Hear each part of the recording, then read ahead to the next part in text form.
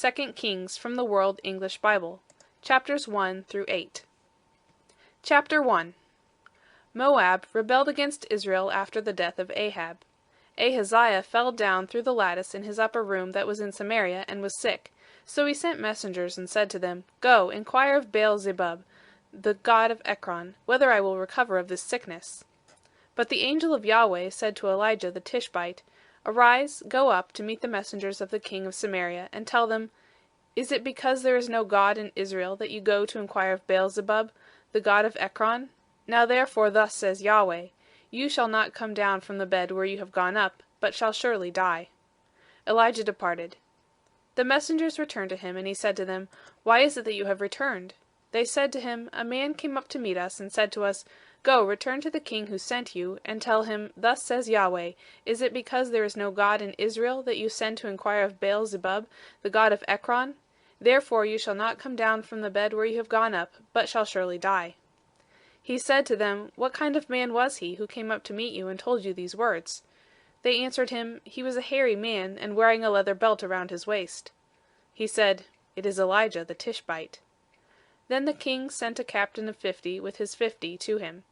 He went up to him, and behold, he was sitting on the top of the hill. He said to him, Man of God, the king has said, Come down.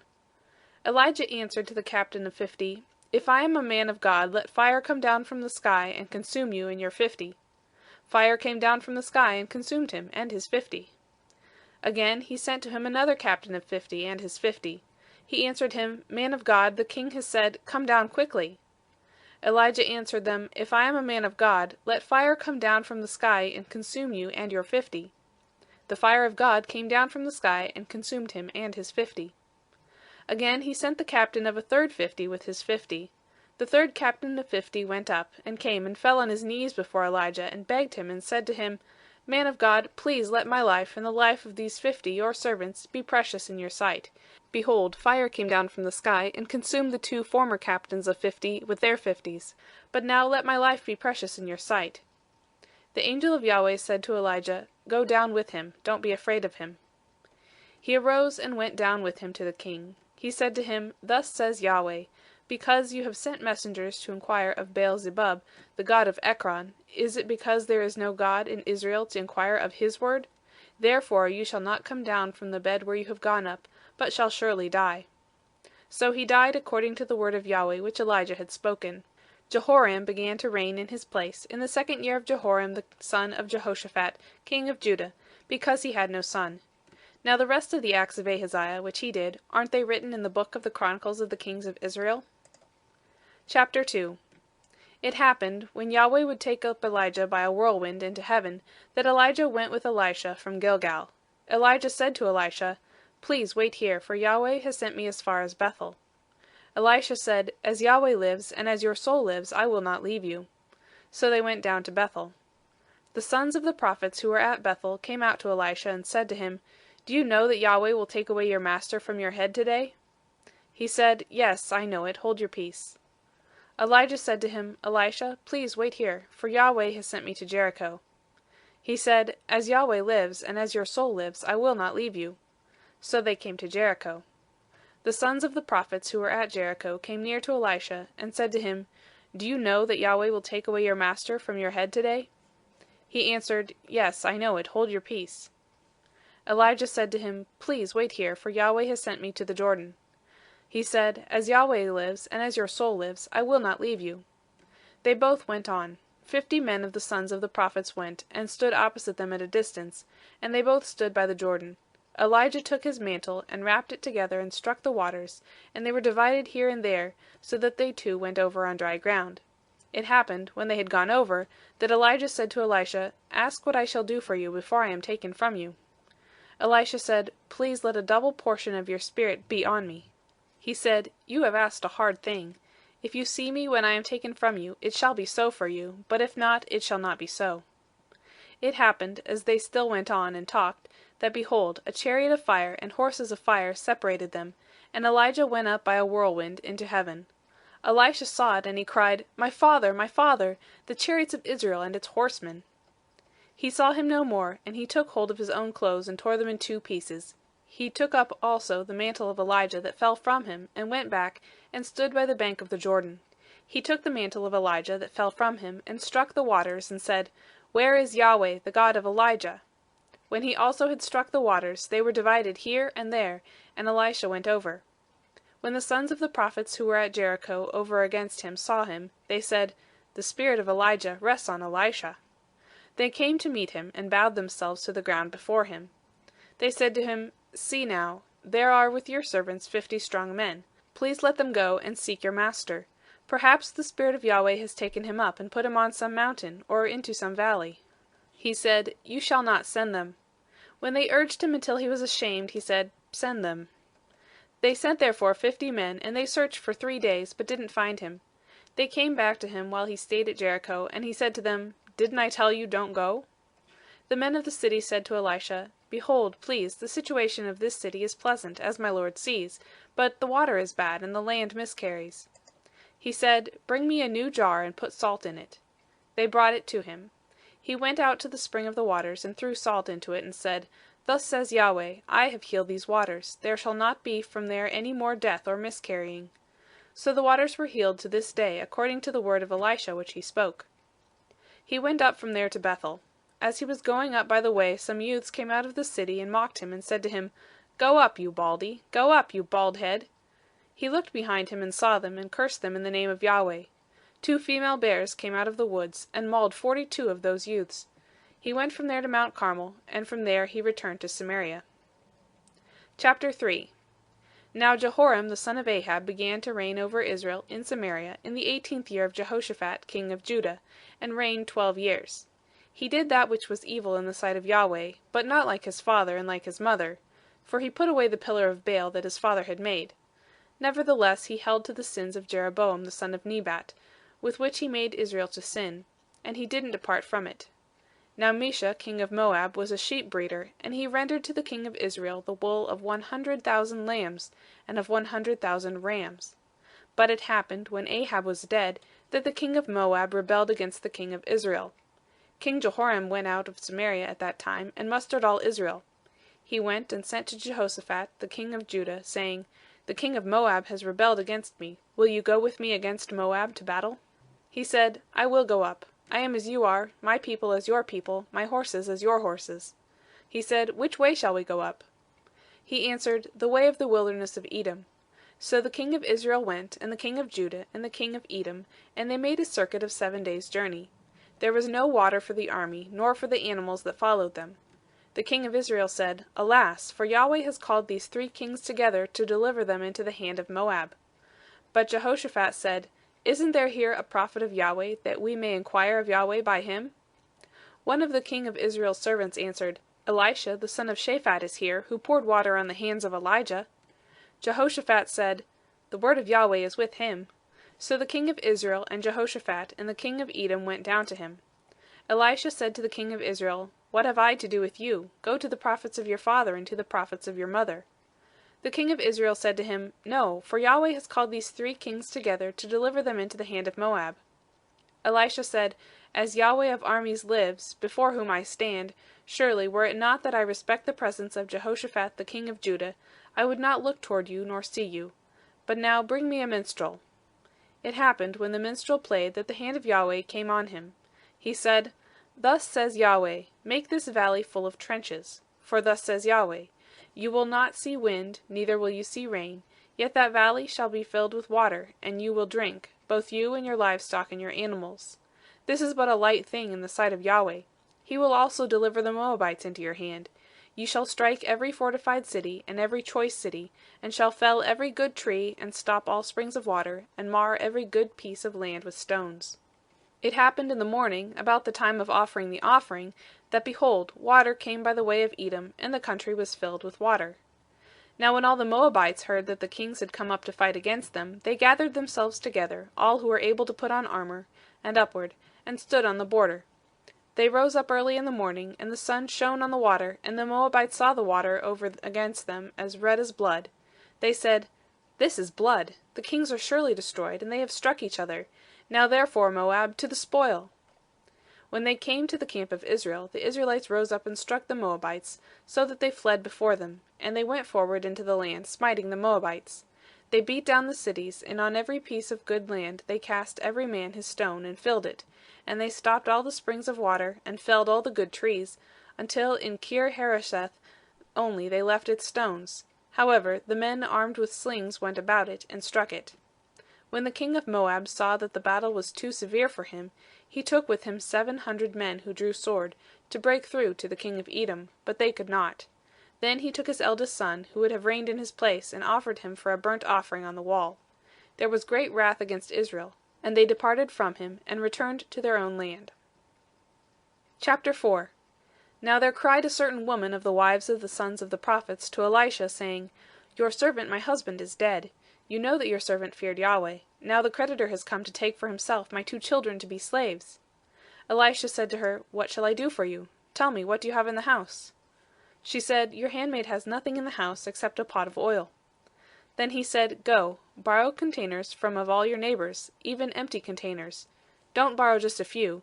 You shall go in, and shut the door on you and on your sons, and pour out into all those containers, and you shall set aside that which is full. So she went from him, and shut the door on her and on her sons, and they brought the containers to her, and she poured out. It happened, when the containers were full, that she said to her son, Bring me another container. He said to her, There isn't another container. The oil stopped flowing. Then she came and told the man of God. He said, Go, sell the oil and pay your debt, and you and your sons live on the rest. It fell on a day that Elisha passed to Shunem, where there was a prominent woman, and she persuaded him to eat bread. So it was, that as often as he passed by, he turned in there to eat bread. She said to her husband, See now, I perceive that this is a holy man of God, that passes us by continually. Please let us make a little room on the wall. Let us set for him there a bed, a table, a chair, and a lampstand. It shall be, when he comes to us, that he shall turn in there. One day he came there, and he turned into the room and lay there. He said to Gehazi his servant, Call this Shunammite. When he had called her, she stood before him. He said to him, Now say to her, Behold, you have cared for us with all this care. What is to be done for you? What would you like to be spoken for to the king, or to the captain of the army? She answered, I dwell among my own people. He said, Then what is to be done for her? Gehazi answered, Most certainly she has no son, and her husband is old. He said, Call her. When he had called her, she stood in the door. He said, At this season, when the time comes around, you will embrace a son. She said, No, my lord, you man of God, do not lie to your handmaid. The woman conceived and bore a son at that season, when the time came around, as Elisha had said to her. When the child was grown, it happened one day that he went out to his father to the reapers. He said to his father, My head, my head! He said to his servant, Carry him to his mother. When he had taken him and brought him to his mother, he sat on her knees until noon, and then died. She went up and laid him on the bed of the man of God, and shut the door on him and went out. She called to her husband and said, Please send me one of the servants and one of the donkeys, that I may run to the man of God and come again. He said, Why would you want to go to him today? It is neither new moon nor Sabbath. She said, It's all right. Then she saddled a donkey and said to her servant, Drive and go forward. Don't slow down for me unless I ask you to. So she went and came to the man of God to Mount Carmel. It happened, when the man of God saw her afar off, that he said to Gehazi his servant, Behold, there is the Shunammite. Please run now to meet her, and ask her, Is it well with you? Is it well with your husband? Is it well with the child? She answered, It is well. When she came to the man of God to the hill, she caught hold of his feet. Gehazi came near to thrust her away, but the man of God said, Leave her alone, for her soul is troubled within her, and Yahweh has hidden it from me, and has not told me. Then she said, Did I desire a son of my lord? Didn't I say, Do not deceive me? Then he said to Gehazi, Tuck your cloak into your belt, take my staff in your hand, and go your way. If you meet any man, don't greet him, and if anyone greets you, don't answer him again. Then lay my staff on the face of the child. The mother of the child said, As Yahweh lives, and as your soul lives, I will not leave you. He arose and followed her. Gehazi passed on before them, and laid the staff on the face of the child, but there was neither voice nor hearing. Therefore he returned to meet him, and told him, saying, The child has not awakened. When Elisha had come into the house, behold, the child was dead, and lay on his bed. He went in therefore, and shut the door on them both, and prayed to Yahweh. He went up, and lay on the child, and put his mouth on his mouth, and his eyes on his eyes, and his hands on his hands. He stretched himself on him, and the flesh of the child grew warm. Then he returned, and walked in the house once, back and forth, and went up and stretched himself on him. Then the child sneezed 7 times, and the child opened his eyes. He called Gehazi, and said, Call the Shunammite. So he called her. When she had come in to him, he said, Take up your son. Then she went in, and fell at his feet, and bowed herself to the ground, and she took up her son, and went out. Elisha came again to Gilgal. There was a famine in the land, and the sons of the prophets were sitting before him, and he said to his servant, Set on the great pot, and boil stew for the sons of the prophets. One went out into the field to gather herbs, and found a wild vine, and gathered of it wild gourds, his lapful, and came and shred them into the pot of stew, for they didn't recognize them. So they poured out for the men to eat. It happened, as they were eating of the stew, that they cried out and said, Man of God, there is a death in the pot. They could not eat of it. But he said, Then bring meal. He cast it into the pot, and he said, Pour out for the people that they may eat. There was no harm in the pot. A man from Baal-Shalishah came, and brought the man of God bread of the first fruits, 20 loaves of barley, and fresh ears of grain in his sack. He said, Give to the people that they may eat. His servant said, What, should I set this before 100 men? But he said, Give the people that they may eat, for thus says Yahweh, They will eat and have some left over. So he set it before them, and they ate, and left some of it, according to the word of Yahweh. Chapter 5. Now Naaman, captain of the army of the king of Syria, was a great man with his master, and honorable, because by him Yahweh had given victory to Syria. He was also a mighty man of valor, but he was a leper. The Syrians had gone out in bands, and had brought away captive out of the land of Israel a little maiden, and she waited on Naaman's wife. She said to her mistress, I wish that my lord were with the prophet who is in Samaria, then he would heal him of his leprosy. Someone went in and told his lord, saying, The maiden who is from the land of Israel said this. The king of Syria said, Go now, and I will send a letter to the king of Israel. He departed, and took with him 10 talents of silver, and 6,000 pieces of gold, and 10 changes of clothing. He brought the letter to the king of Israel, saying, Now when this leper has come to you, behold, I have sent Naaman my servant to you, that you may heal him of his leprosy. It happened, when the king of Israel had read the letter, that he tore his clothes, and said, Am I God, to kill and to make alive, that this man sends to me to heal a man of his leprosy? But please consider and see how he seeks a quarrel against me. It was so, when Elisha the man of God heard that the king of Israel had torn his clothes, that he sent to the king, saying, Why have you torn your clothes? Let him come now to me, and he shall know that there is a prophet in Israel. So Naaman came with his horses and with his chariots, and stood at the door of the house of Elisha. Elisha sent a messenger to him, saying, Go and wash in the Jordan 7 times, and your flesh shall come again to you, and you shall be clean. But Naaman was angry, and went away, and said, Behold, I thought, he will surely come out to meet me, and stand, and call on the name of Yahweh his God, and wave his hand over the place, and heal the leper.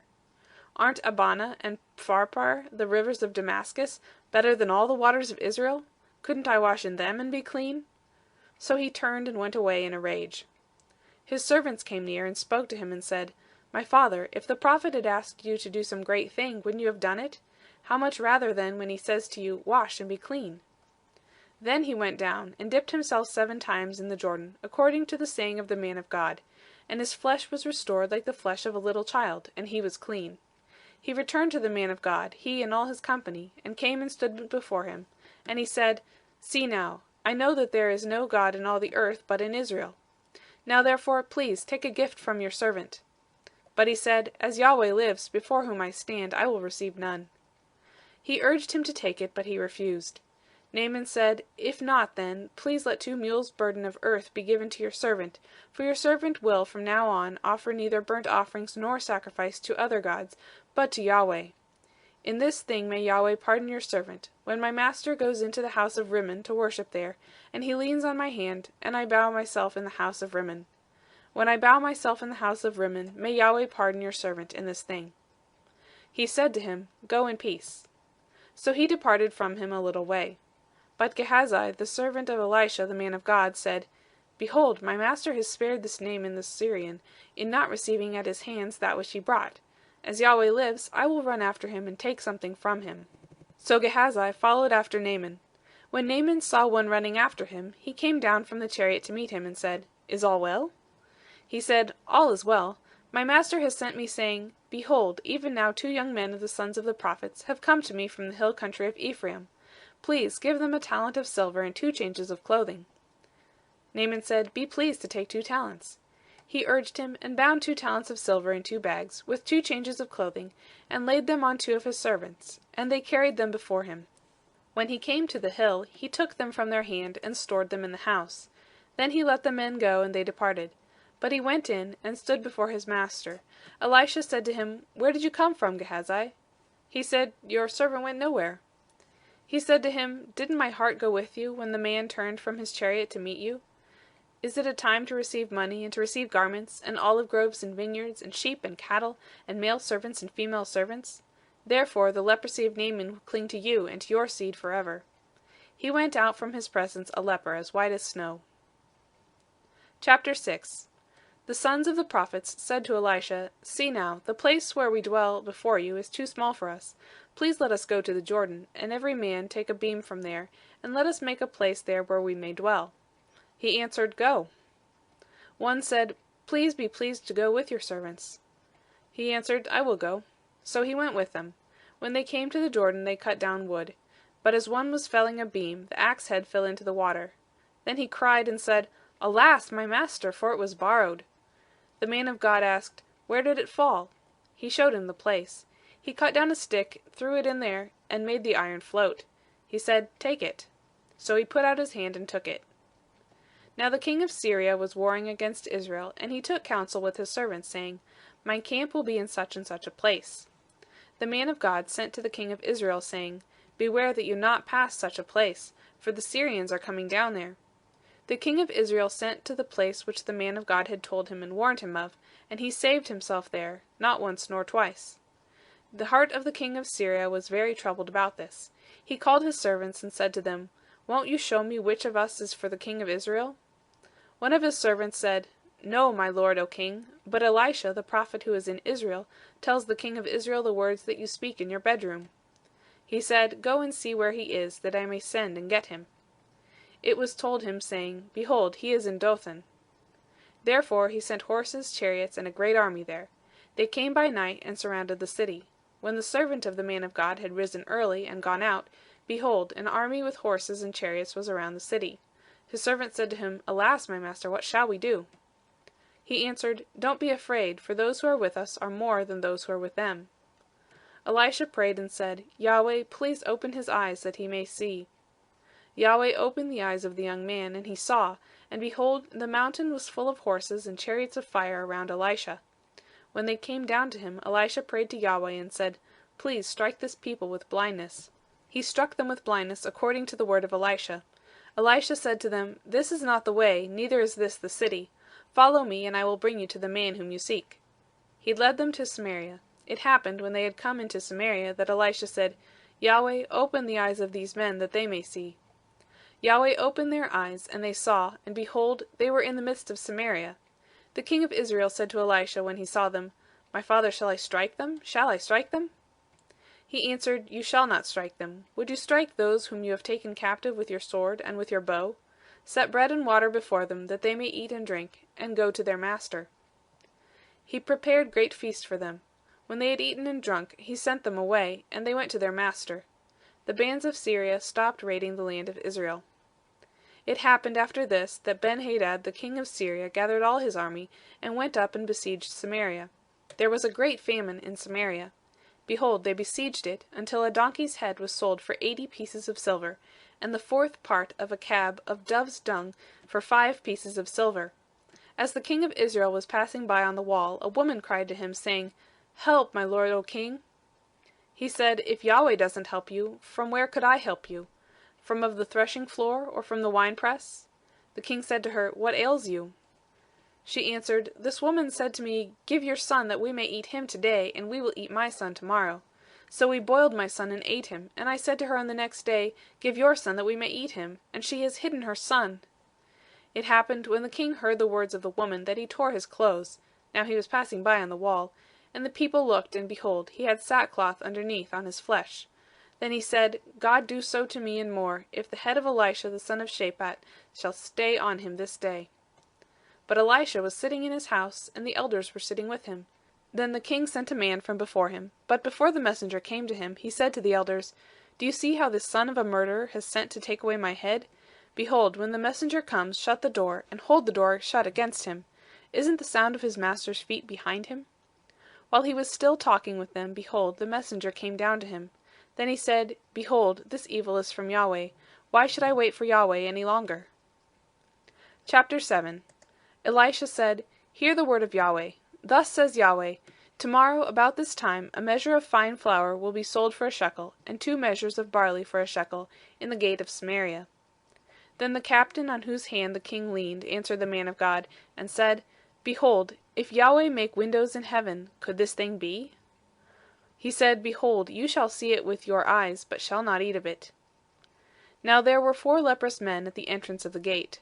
They said to one another, "Why do we sit here until we die? If we say, 'We will enter into the city,' then the famine is in the city, and we shall die there. If we sit still here, we also die. Now therefore come, and let us surrender to the army of the Syrians. If they save us alive, we will live, and if they kill us, we will only die." They rose up in the twilight to go to the camp of the Syrians. When they had come to the outermost part of the camp of the Syrians, behold, there was no man there. For the Lord had made the army of the Syrians to hear a noise of chariots, and a noise of horses, even the noise of a great army. And they said one to another, "Behold, the king of Israel has hired against us the kings of the Hittites, and the kings of the Egyptians, to come on us." Therefore they arose, and fled in the twilight, and left their tents, and their horses, and their donkeys, even the camp as it was, and fled for their life. When these lepers came to the outermost part of the camp, they went into one tent, and ate and drank, and carried there silver, and gold, and clothing, and went and hid it. Then they came back, and entered into another tent, and carried there also, and went and hid it. Then they said one to another, "We aren't doing right. This day is a day of good news, and we keep silent. If we wait until the morning light, punishment will overtake us. Now therefore let us go and tell the king's household." So they came and called to the porter of the city, and they told them, saying, "We came to the camp of the Syrians, and behold, there was no man there, neither voice of man, but the horses tied, and the donkeys tied, and the tents as they were." He called the porters, and they told it to the king's household within. The king arose in the night, and said to his servants, "I will now show you what the Syrians have done to us. They know that we are hungry. Therefore are they gone out of the camp to hide themselves in the field, saying, 'When they come out of the city, we shall take them alive and get into the city.'" One of his servants answered, "Please let some take 5 of the horses that remain, which are left in the city. Behold, they are like all the multitude of Israel who are left in it. Behold, they are like all the multitude of Israel who are consumed. Let us send and see." They took therefore 2 chariots with horses, and the king sent them after the army of the Syrians, saying, "Go and see." They went after them to the Jordan, and behold, all the way was full of garments and vessels, which the Syrians had cast away in their haste. The messengers returned and told the king. The people went out and plundered the camp of the Syrians. So a measure of fine flour was sold for a shekel, and 2 measures of barley for a shekel, according to the word of Yahweh. The king appointed the captain on whose hand he leaned to be in charge of the gate, and the people trod on him in the gate, and he died, as the man of God had said, who spoke when the king came down to him. It happened, as the man of God had spoken to the king, saying, 2 measures of barley for a shekel, and a measure of fine flour for a shekel, shall be tomorrow about this time in the gate of Samaria. And that captain answered the man of God, and said, "Now behold, if Yahweh should make windows in heaven, might such a thing be?" And he said, "Behold, you shall see it with your eyes, but shall not eat of it." It happened like that to him, for the people trod on him in the gate, and he died. Chapter 8. Now Elisha had spoken to the woman whose son he had restored to life, saying, "Arise and go, you and your household, and stay for a while wherever you can, for Yahweh has called for a famine. It shall also come on the land 7 years." The woman arose and did according to the word of the man of God. She went with her household, and lived in the land of the Philistines 7 years. It happened at the 7 years' end that the woman returned out of the land of the Philistines. Then she went forth to cry to the king for her house and for her land. Now the king was talking with Gehazi the servant of the man of God, saying, "Please tell me all the great things that Elisha has done." It happened, as he was telling the king how he had restored to life him who is dead, that behold, the woman, whose son he had restored to life, cried to the king for her house and for her land. Gehazi said, "My lord, O king, this is the woman, and this is her son whom Elisha restored to life." When the king asked the woman, she told him. So the king appointed her a certain officer, saying, Restore all that was hers, and all the fruits of the field since the day that she left the land, even until now. Elisha came to Damascus, and Benhadad the king of Syria was sick. It was told him, saying, The man of God has come here. The king said to Hazael, Take a present in your hand, and go, meet the man of God, and inquire of Yahweh by him, saying, Will I recover from this sickness? So Hazael went to meet him, and took a present with him, even of every good thing of Damascus, 40 camels' burden, and came and stood before him, and said, Your son Benhadad, king of Syria, has sent me to you, saying, Will I recover from this sickness? Elisha said to him, Go, tell him, You shall surely recover. However, Yahweh has shown me that he shall surely die. He settled his gaze steadfastly on him, until he was ashamed. Then the man of God wept. Hazael said, Why do you weep, my lord? He answered, Because I know the evil that you will do to the children of Israel. You will set their strongholds on fire, and you will kill their young men with the sword, and will dash in pieces their little ones, and rip up their women with child. Hazael said, But what is your servant, who is but a dog, that he should do this great thing? Elisha answered, Yahweh has shown me that you will be king over Syria. Then he departed from Elisha, and came to his master, who said to him, What did Elisha say to you? He answered, He told me that you would surely recover. It happened on the next day that he took a thick cloth, dipped it in water, and spread it on his face, so that he died. Then Hazael reigned in his place. In the 5th year of Joram the son of Ahab king of Israel, Jehoshaphat being king of Judah then, Jehoram the son of Jehoshaphat king of Judah began to reign. He was 32 years old when he began to reign. He reigned 8 years in Jerusalem. He walked in the way of the kings of Israel, as did the house of Ahab, for he had the daughter of Ahab as a wife. He did that which was evil in the sight of Yahweh. However, Yahweh would not destroy Judah, for David his servant's sake, as he promised him to give him a lamp for his children always. In his days Edom revolted from under the hand of Judah, and made a king over themselves. Then Joram passed over to Zair, and all his chariots with him, and he rose up by night, and struck the Edomites who surrounded him, and the captains of the chariots, and the people fled to their tents. So Edom revolted from under the hand of Judah to this day. Then Libnah revolted at the same time. The rest of the acts of Joram, and all that he did, aren't they written in the book of the Chronicles of the kings of Judah? Joram slept with his fathers, and was buried with his fathers in the city of David, and Ahaziah his son reigned in his place. In the 12th year of Joram the son of Ahab king of Israel, Ahaziah the son of Jehoram king of Judah began to reign. 22 years old was Ahaziah when he began to reign, and he reigned 1 year in Jerusalem. His mother's name was Athaliah, the daughter of Omri king of Israel. He walked in the way of the house of Ahab, and did that which was evil in the sight of Yahweh, as did the house of Ahab, for he was the son-in-law of the house of Ahab. He went with Joram the son of Ahab to war against Hazael king of Syria at Ramoth-Gilead, and the Syrians wounded Joram. King Joram returned to be healed in Jezreel of the wounds which the Syrians had given him at Ramah, when he fought against Hazael king of Syria. Ahaziah the son of Jehoram king of Judah went down to see Joram the son of Ahab in Jezreel, because he was sick. End of chapters 1-8 of 2 Kings. 2 Kings from the World English Bible. Chapters 9-14. Chapter 9. Elisha the prophet called one of the sons of the prophets, and said to him, Put your belt on your waist, take this vial of oil in your hand, and go to Ramoth-Gilead. When you come there, find Jehu the son of Jehoshaphat, the son of Nimshi, and go in, and make him arise up from among his brothers, and carry him to an inner room. Then take the vial of oil, and pour it on his head, and say, Thus says Yahweh, I have anointed you king over Israel. Then open the door, flee, and don't wait.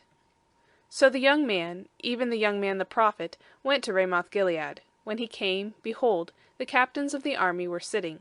Then he said, I have a message for you, captain. Jehu said, To which of us all? He said, To you, O captain. He arose and went into the house. Then he poured the oil on his head, and said to him, Thus says Yahweh, the God of Israel, I have anointed you king over the people of Yahweh, even over Israel. You shall strike the house of Ahab your master, that I may avenge the blood of my servants the prophets, and the blood of all the servants of Yahweh, at the hand of Jezebel. For the whole house of Ahab shall perish. I will cut off from Ahab everyone who urinates against a wall, both him who is shut up, and him who is left at large in Israel.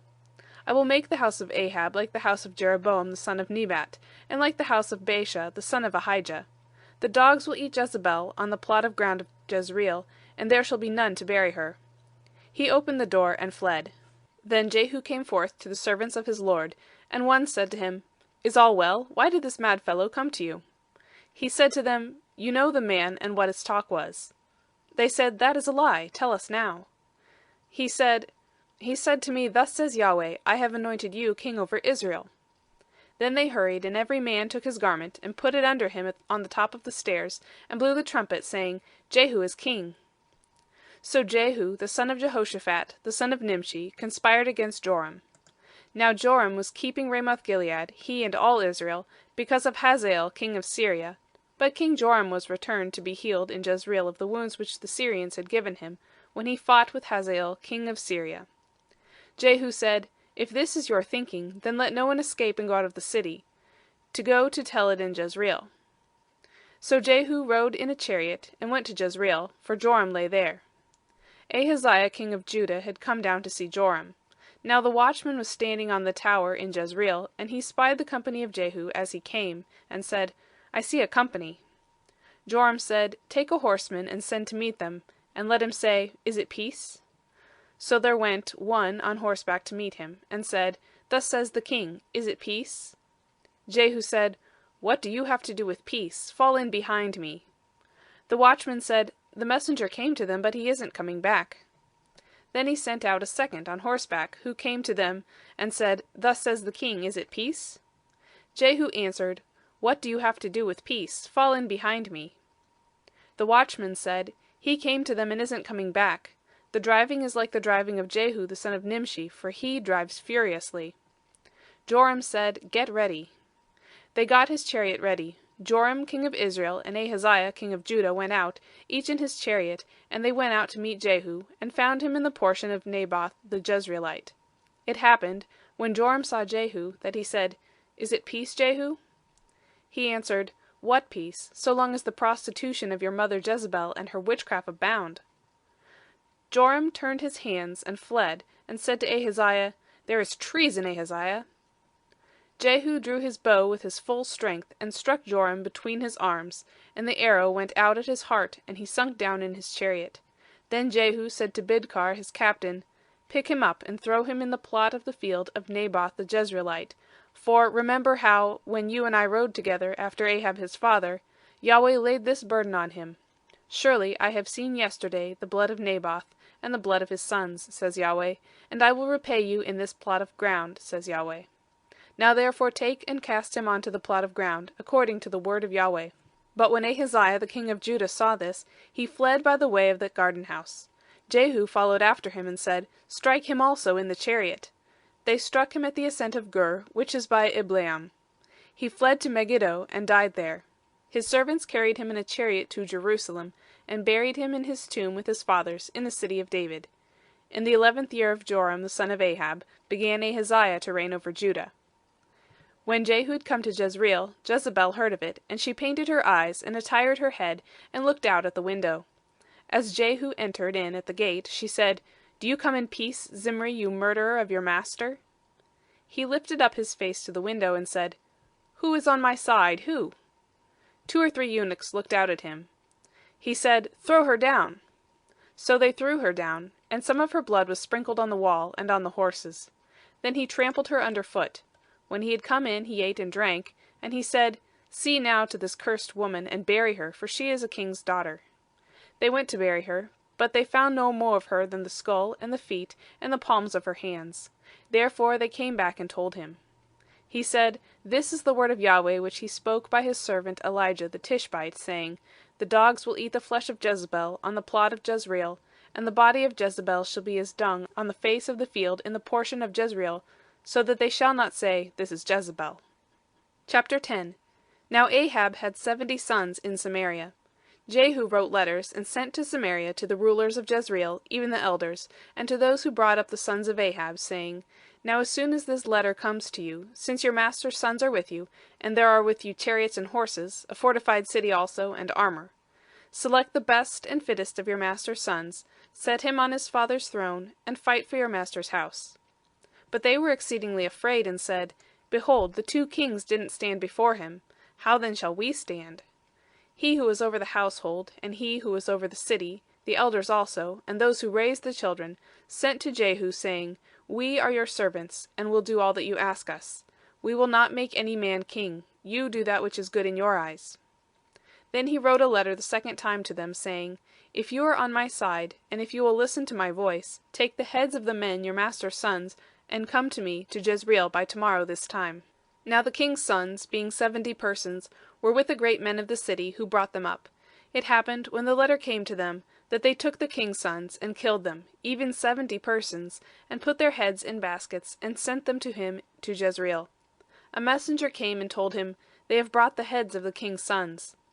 He said, Lay them in 2 heaps at the entrance of the gate until the morning. It happened in the morning that he went out and stood and said to all the people, You are righteous. Behold, I conspired against my master and killed him, but who struck all these? Know now that nothing shall fall to the earth of the word of Yahweh, which Yahweh spoke concerning the house of Ahab. For Yahweh has done that which he spoke by his servant Elijah. So Jehu struck all that remained of the house of Ahab in Jezreel, with all his great men, his familiar friends, and his priests, until he left none remaining. He arose and departed and went to Samaria. As he was at the shearing house of the shepherds on the way, Jehu met with the brothers of Ahaziah king of Judah, and said, Who are you? They answered, We are the brothers of Ahaziah. We are going down to greet the children of the king and the children of the queen. He said, Take them alive. They took them alive and killed them at the pit of the shearing house, even 42 men. He didn't leave any of them. When he had departed from there, he met Jehonadab, the son of Rechab, coming to meet him. He greeted him and said to him, Is your heart right, as my heart is with your heart? Jehonadab answered, It is. If it is, give me your hand. He gave him his hand, and he took him up to him into the chariot. He said, Come with me, and see my zeal for Yahweh. So they made him ride in his chariot. When he came to Samaria, he struck all who remained to Ahab in Samaria, until he had destroyed him, according to the word of Yahweh, which he spoke to Elijah. Jehu gathered all the people together, and said to them, Ahab served Baal a little, but Jehu will serve him much. Now therefore call to me all the prophets of Baal, all of his worshippers, and all of his priests. Let none be absent, for I have a great sacrifice to Baal. Whoever is absent, he shall not live. But Jehu did it in subtlety, intending that he might destroy the worshippers of Baal. Jehu said, Sanctify a solemn assembly for Baal. They proclaimed it. Jehu sent through all Israel, and all the worshippers of Baal came, so that there was not a man left that didn't come. They went into the house of Baal, and the house of Baal was filled from one end to another. He said to him who was over the vestry, Bring out robes for all the worshippers of Baal. He brought robes out to them. Jehu went with Jehonadab the son of Rechab into the house of Baal. Then he said to the worshippers of Baal, Search, and look that there are here with you none of the servants of Yahweh, but the worshippers of Baal only. They went in to offer sacrifices and burnt offerings. Now Jehu had appointed him 80 men outside, and said, If any of the men whom I bring into your hands escape, he who lets him go, his life shall be for the life of him. It happened, as soon as he had made an end of offering the burnt offering, that Jehu said to the guard and to the captains, Go in and kill them, let none escape. They struck them with the edge of the sword, and the guard and captains cast them out, and went to the city of the house of Baal. They brought out the pillars that were in the house of Baal, and burned them. They broke down the pillar of Baal, and broke down the house of Baal, and made it a latrine to this day. Thus Jehu destroyed Baal out of Israel. However, from the sins of Jeroboam the son of Nebat, with which he made Israel to sin, Jehu didn't depart from after them, the golden calves that were in Bethel, and that were in Dan. Yahweh said to Jehu, Because you have done well in executing that which is right in my eyes, and have done to the house of Ahab according to all that was in my heart, your sons to the 4th generation shall sit on the throne of Israel. But Jehu took no heed to walk in the law of Yahweh, the God of Israel, with all his heart. He didn't depart from the sins of Jeroboam, with which he made Israel to sin. In those days Yahweh began to cut off from Israel, and Hazael struck them in all the borders of Israel, from the Jordan eastward, all the land of Gilead, the Gadites, and the Reubenites, and the Manassites, from Aror, which is by the valley of Arnon, even Gilead and Bashan. Now the rest of the acts of Jehu, and all that he did, and all his might, aren't they written in the book of the Chronicles of the kings of Israel? Jehu slept with his fathers, and they buried him in Samaria. Jehoahaz his son reigned in his place. The time that Jehu reigned over Israel and Samaria was 28 years. Chapter 11. Now when Athaliah, the mother of Ahaziah, saw that her son was dead, she arose and destroyed all the seed royal. But Jehosheba, the daughter of King Joram, sister of Ahaziah, took Joash, the son of Ahaziah, and stole him away from among the king's sons who were slain, even him and his nurse, and put them in the bedroom, and they hid him from Athaliah, so that he was not slain. He was with her, hidden in the house of Yahweh 6 years. Athaliah reigned over the land. In the 7th year Jehoiada sent and fetched the captains over hundreds of the Kerites and of the guard, and brought them to him in the house of Yahweh. And he made a covenant with them, and took an oath of them in the house of Yahweh, and showed them the king's son. He commanded them, saying, This is the thing that you shall do. A third part of you, who come in on the Sabbath, shall be keepers of the watch of the king's house. A third part shall be at the gate Sur, and a third part at the gate behind the guard. So you shall keep the watch of the house, and be a barrier. The 2 companies of you, even all who go out on the Sabbath, shall keep the watch of the house of Yahweh around the king. You shall surround the king, every man with his weapons in his hand, and he who comes within the ranks, let him be slain. Be with the king when he goes out and when he comes in. The captains over hundreds did according to all that Jehoiada the priest commanded, and they took every man his men, those who were to come in on the Sabbath, and those who were to go out on the Sabbath, and came to Jehoiada the priest. The priest delivered to the captains over hundreds the spears and shields that had been King David's, which were in the house of Yahweh. The guards stood, every man with his weapons in his hand, from the right side of the house to the left side of the house, along by the altar and the house, around the king. Then he brought out the king's son, and put the crown on him, and gave him the testimony. And they made him king, and anointed him. And they clapped their hands, and said, Long live the king! When Athaliah heard the noise of the guard and of the people, she came to the people into the house of Yahweh. And she looked, and behold, the king stood by the pillar, as the tradition was, and the captains and the trumpets by the king, and all the people of the land rejoiced, and blew trumpets. Then Athaliah tore her clothes, and cried, Treason! Treason! Jehoiada the priest commanded the captains of hundreds who were set over the army, and said to them, Bring her out between the ranks. Kill him who follows her with a sword. For the priests said, Don't let her be slain in the house of Yahweh. So they made way for her, and she went out by the way of the horses' entry to the king's house. She was slain there. Jehoiada made a covenant between Yahweh and the king and the people, that they should be Yahweh's people, between the king also and the people. All the people of the land went to the house of Baal, and broke it down. His altars and his images broke they in pieces thoroughly, and killed Mattan the priest of Baal before the altars. The priest appointed officers over the house of Yahweh. He took the captains over hundreds, and the Kerites, and the guard, and all the people of the land, and they brought down the king from the house of Yahweh, and came by the way of the gate of the guard to the king's house. He sat on the throne of the kings. So all the people of the land rejoiced, and the city was quiet. Athaliah they had slain with the sword at the king's house. Jehoash was 7 years old when he began to reign. Chapter 12. In the 7th year of Jehu began Jehoash to reign, and he reigned 40 years in Jerusalem, and his mother's name was Zibiah of Beersheba.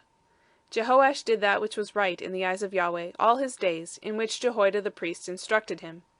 However, the high places were not taken away. The people still sacrificed and burnt incense in the high places.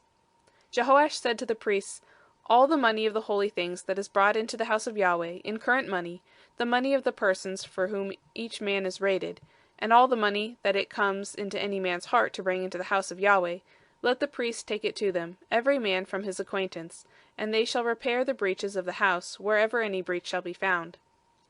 But it was so, that in the 23rd year of King Jehoash the priests had not repaired the breaches of the house. Then King Jehoash called for Jehoiada the priest, and for the other priests, and said to them, Why don't you repair the breaches of the house?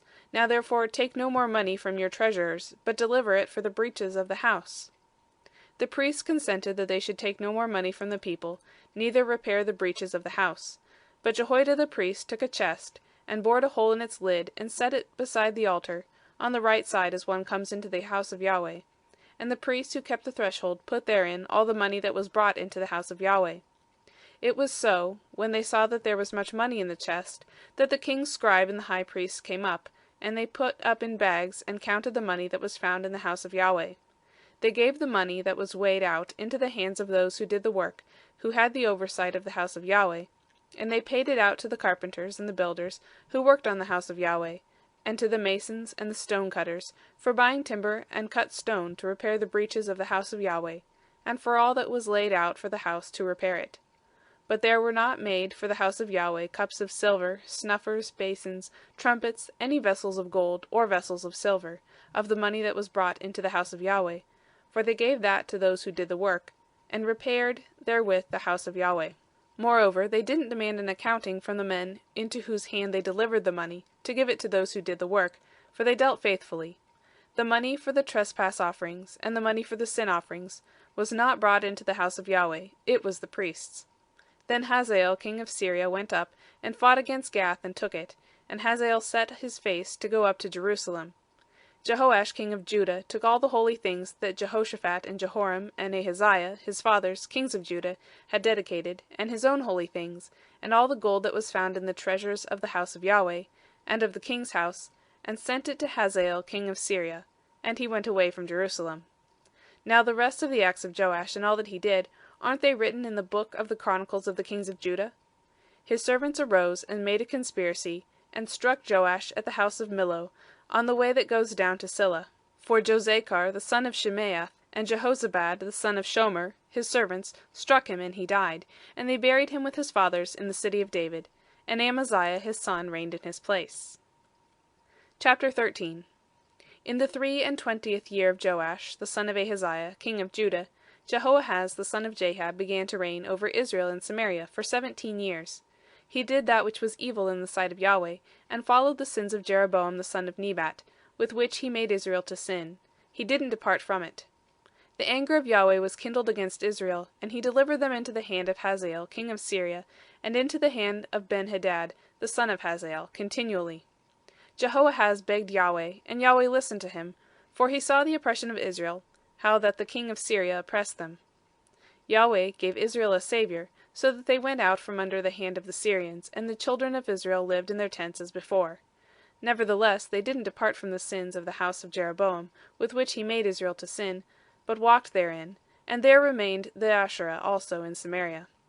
For he didn't leave to Jehoahaz of the people any more than 50 horsemen, and 10 chariots, and 10,000 footmen, for the king of Syria destroyed them, and made them like the dust in threshing.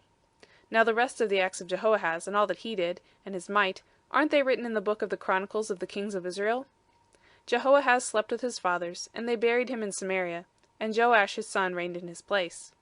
In the 37th year of Joash king of Judah, Jehoash the son of Jehoahaz began to reign over Israel and Samaria for 16 years. He did that which was evil in the sight of Yahweh. He didn't depart from all the sins of Jeroboam the son of Nebat, with which he made Israel to sin, but he walked therein. Now the rest of the acts of Joash and all that he did, and his might with which he fought against Amaziah king of Judah, aren't they written in the book of the chronicles of the kings of Israel? Joash slept with his fathers, and Jeroboam sat on his throne, and Joash was buried in Samaria with the kings of Israel. Now Elisha was fallen sick, of his sickness of which he died, and Joash the king of Israel came down to him, and wept over him, and said, my father, the chariots of Israel and its horsemen. Elisha said to him, take bow and arrows. And he took to him bow and arrows. He said to the king of Israel, put your hand on the bow, and he put his hand on it. Elisha laid his hands on the king's hands. He said, open the window eastward, and he opened it. Then Elisha said, shoot, and he shot. He said, Yahweh's arrow of victory, even the arrow of victory over Syria, for you shall strike the Syrians in Aphek until you have consumed them. He said, take the arrows, and he took them. He said to the king of Israel, strike the ground, and he struck 3 times and stopped. The man of God was angry with him and said, you should have struck 5 or 6 times. Then you would have struck Syria until you had consumed it, whereas now you shall strike Syria just 3 times. Elisha died, and they buried him. Now the bands of the Moabites invaded the land at the coming in of the year. It happened as they were burying a man, that behold, they spied a band, and they cast the man into the tomb of Elisha, and as soon as the man touched the bones of Elisha, he revived, and stood up on his feet. Hazael king of Syria oppressed Israel all the days of Jehoahaz. But Yahweh was gracious to them, and had compassion on them, and had respect to them, because of his covenant with Abraham, Isaac, and Jacob, and would not destroy them, neither cast he them from his presence as yet.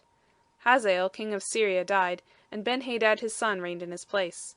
Jehoash the son of Jehoahaz took again out of the hand of Ben-Hadad the son of Hazael, the cities which he had taken out of the hand of Jehoahaz his father by war. Joash struck him 3 times, and recovered the cities of Israel. Chapter 14. In the 2nd year of Joash, son of Joahaz, king of Israel, began Amaziah the son of Joash, king of Judah, to reign. He was 25 years old when he began to reign, and he reigned 29 years in Jerusalem, and his mother's name was Jehoaddin of Jerusalem. He did that which was right in the eyes of Yahweh, yet not like David his father. He did according to all that Joash his father had done. However, the high places were not taken away. The people still sacrificed and burnt incense in the high places. It happened, as soon as the kingdom was established in his hand, that he killed his servants who had slain the king his father. But the children of the murderers he didn't put to death, according to that which is written in the book of the law of Moses, as Yahweh commanded, saying, The fathers shall not be put to death for the children, nor the children be put to death for the fathers, but every man shall die for his own sin. He killed of Edom in the valley of Salt 10,000, and took Selah by war, and called its name Joktheel, to this day. Then Amaziah sent messengers to Jehoash, the son of Jehoahaz, the son of Jehu, king of Israel, saying, Come, let us look one another in the face.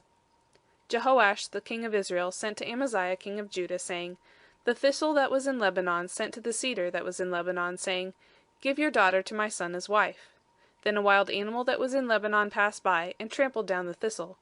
You have indeed struck Edom, and your heart has lifted you up. Enjoy the glory of it, and stay at home, for why should you meddle to your harm, that you should fall, even you, and Judah with you? But Amaziah would not listen. So Jehoash king of Israel went up, and he and Amaziah king of Judah looked one another in the face, at Beth-shemesh, which belongs to Judah. Judah was defeated by Israel, and they fled every man to his tent. Jehoash king of Israel took Amaziah king of Judah, the son of Jehoash, the son of Ahaziah, at Beth-shemesh, and came to Jerusalem, and broke down the wall of Jerusalem, from the gate of Ephraim to the corner gate, 400 cubits. He took all the gold and silver, and all the vessels that were found in the house of Yahweh, and in the treasures of the king's house, the hostages also, and returned to Samaria. Now the rest of the acts of Jehoash which he did, in his might, and how he fought with Amaziah king of Judah, aren't they written in the book of the Chronicles of the kings of Israel? Jehoash slept with his fathers, and was buried in Samaria with the kings of Israel, and Jeroboam his son reigned in his place. Amaziah the son of Joash, king of Judah, lived after the death of Jehoash son of Jehoahaz, king of Israel, 15 years. Now the rest of the acts of Amaziah, aren't they written in the book of the Chronicles of the kings of Judah? They made a conspiracy against him in Jerusalem, and he fled to Lachish, but they sent after him to Lachish, and killed him there. They brought him on horses, and he was buried at Jerusalem with his fathers in the city of David. All the people of Judah took Azariah, who was 16 years old, and made him king in the palace of his father Amaziah. He built Elath, and restored it to Judah. After that the king slept with his fathers. In the 15th year of Amaziah the son of Joash king of Judah, Jeroboam the son of Joash king of Israel began to reign in Samaria for 41 years. He did that which was evil in the sight of Yahweh. He didn't depart from all the sins of Jeroboam the son of Nebat, with which he made Israel to sin. He restored the border of Israel from the entrance of Hamath to the sea of the Arabah, according to the word of Yahweh the God of Israel, which he spoke by his servant Jonah the son of Amittai the prophet, who was of Gath-hepher. For Yahweh saw the affliction of Israel, that it was very bitter. For there was none shut up, nor left at large, neither was there any helper for Israel. Yahweh didn't say that he would blot out the name of Israel from under the sky, but he saved them by the hand of Jeroboam the son of Joash. Now the rest of the acts of Jeroboam, and all that he did, and his might, how he warred, and how he recovered Damascus, and Hamath, which had belonged to Judah, for Israel, aren't they written in the book of the Chronicles of the kings of Israel? Jeroboam slept with his fathers, even with the kings of Israel, and Zechariah his son reigned in his place. End of chapters 9 to 14 of 2 Kings. 2 Kings from the World English Bible, chapters 15 through 19. Chapter 15. In the 27th year of Jeroboam king of Israel began Azariah son of Amaziah king of Judah to reign. 16 years old was he when he began to reign, and he reigned 52 years in Jerusalem, and his mother's name was Jechaliah of Jerusalem. He did that which was right in the eyes of Yahweh, according to all that his father Amaziah had done. However, the high places were not taken away. The people still sacrificed and burned incense on the high places. Yahweh struck the king so that he was a leper to the day of his death, and lived in a separate house. Jotham the king's son was over the household, judging the people of the land. Now the rest of the acts of Azariah, and all that he did, aren't they written in the book of the Chronicles of the kings of Judah? Azariah slept with his fathers, and they buried him with his fathers in the city of David, and Jotham his son reigned in his place. In the 38th year of Azariah king of Judah, Zechariah the son of Jeroboam reigned over Israel in Samaria 6 months. He did that which was evil in the sight of Yahweh, as his fathers had done. He didn't depart from the sins of Jeroboam the son of Nebat, with which he made Israel to sin. Shallum the son of Jabesh conspired against him, and struck him before the people, and killed him, and reigned in his place. Now the rest of the acts of Zechariah, behold, they are written in the book of the Chronicles of the kings of Israel. This was the word of Yahweh which he spoke to Jehu, saying, Your sons to the 4th generation shall sit on the throne of Israel. So it came to pass. Shallum the son of Jabesh began to reign in the 39th year of Uzziah king of Judah, and he reigned for a month in Samaria. Menahem the son of Gadi went up from Tirzah, and came to Samaria, and struck Shallum the son of Jabesh in Samaria, and killed him, and reigned in his place. Now the rest of the acts of Shallum, and his conspiracy which he made, behold, they are written in the book of the Chronicles of the kings of Israel. Then Menahem struck Tiphsah, and all who were therein, and its borders from Tirzah, because they didn't open to him, therefore he struck it, and all the women therein who were with child he ripped up. In the 39th year of Azariah king of Judah, Menahem the son of Gadi began to reign over Israel for 10 years in Samaria. He did that which was evil in the sight of Yahweh. He didn't depart all his days from the sins of Jeroboam the son of Nebat, with which he made Israel to sin. There came against the land Pul, the king of Assyria, and Menahem gave Pul 1,000 talents of silver, that his hand might be with him to confirm the kingdom in his hand. Menahem exacted the money of Israel, even of all the mighty men of wealth, of each man 50 shekels of silver, to give to the king of Assyria.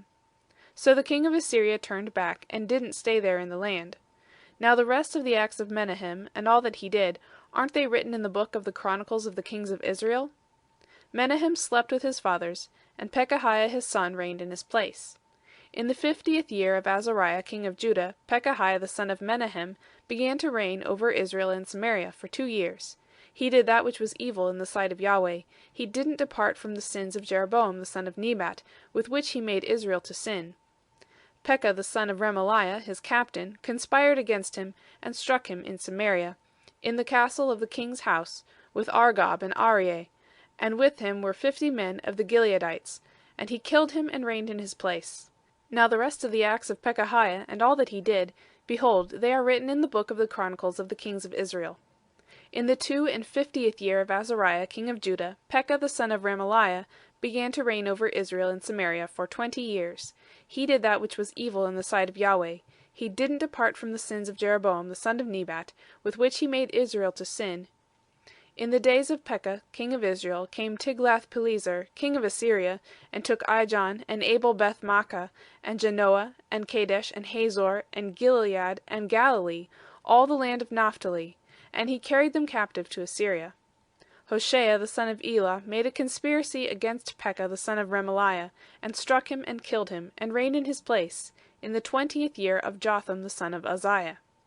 Now the rest of the acts of Pekah, and all that he did, behold, they are written in the book of the Chronicles of the kings of Israel. In the 2nd year of Pekah the son of Remaliah, king of Israel, began Jotham the son of Uzziah king of Judah to reign. He was 25 years old when he began to reign, and he reigned 16 years in Jerusalem, and his mother's name was Jerusha, the daughter of Zadok. He did that which was right in the eyes of Yahweh. He did according to all that his father Uzziah had done. However, the high places were not taken away. The people still sacrificed and burned incense in the high places. He built the upper gate of the house of Yahweh. Now the rest of the acts of Jotham and all that he did, aren't they written in the book of the Chronicles of the kings of Judah? In those days Yahweh began to send against Judah Rezin the king of Syria, and Pekah the son of Remaliah. Jotham slept with his fathers, and was buried with his fathers in the city of David his father, and Ahaz his son reigned in his place. Chapter 16. In the 17th year of Pekah the son of Remaliah, Ahaz the son of Jotham king of Judah began to reign. 20 years old was Ahaz when he began to reign, and he reigned 16 years in Jerusalem. And he didn't do that which was right in the eyes of Yahweh his God, like David his father.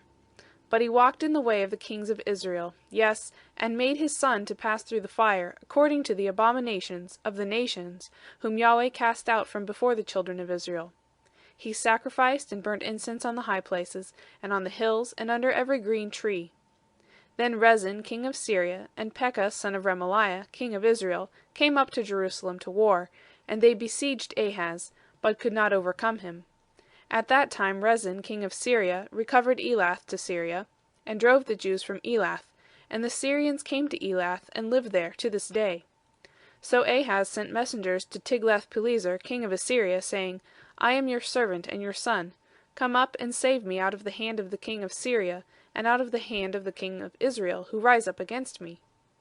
Ahaz took the silver and gold that was found in the house of Yahweh, and in the treasures of the king's house, and sent it for a present to the king of Assyria. The king of Assyria listened to him, and the king of Assyria went up against Damascus, and took it, and carried its people captive to Kir, and killed Rezin. King Ahaz went to Damascus to meet Tiglath-Pileser king of Assyria, and saw the altar that was at Damascus. And King Ahaz sent to Urijah the priest the fashion of the altar and its pattern, according to all its workmanship. Urijah the priest built an altar according to all that King Ahaz had sent from Damascus, so Urijah the priest made it for the coming of King Ahaz from Damascus.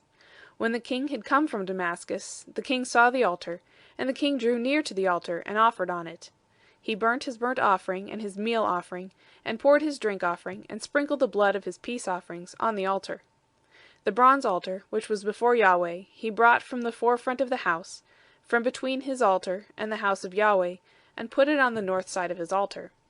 King Ahaz commanded Urijah the priest, saying, On the great altar burn the morning burnt offering, and the evening meal offering, and the king's burnt offering, and his meal offering, with the burnt offering of all the people of the land, and their meal offering, and their drink offerings, and sprinkle on it all the blood of the burnt offering, and all the blood of the sacrifice. But the bronze altar shall be for me to inquire by.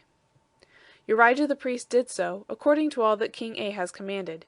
King Ahaz cut off the panels of the bases, and removed the basin from off them, and took down the sea from off the bronze oxen that were under it, and put it on a pavement of stone.